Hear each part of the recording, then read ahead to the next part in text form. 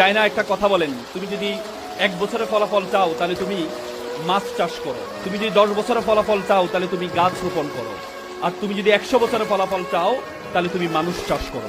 আজকে মানুষ চাষ করার জন্য অ্যাডভান্টেক্স আলিবাবার প্রতিষ্ঠাতা জ্যাক মা একটা চমৎকার কথা বলেছেন। তিনি বলেছেন একটা বানরকে যদি একটা কলা দেখিয়ে আর $100 একটি নোট দেখিয়ে বলা হয় তুমি কোনটি নিবে, বানর কলাটি গ্রহণ করবে, কারণ বানর জানে না এই $100 দিয়ে শত শত কলা কিনতে সম্ভব। তেমনি তরুণ প্রজন্মকে যদি বলা হয় তুমি কি চাকরি করবা নাকি ব্যবসা করবা, তরুণ প্রজন্ম চাকরি গ্রহণ করে। তরুণ প্রজন্ম জানে না ব্যবসা দিয়ে শত শত ব্যক্তিকে চাকরি দেওয়া সম্ভব।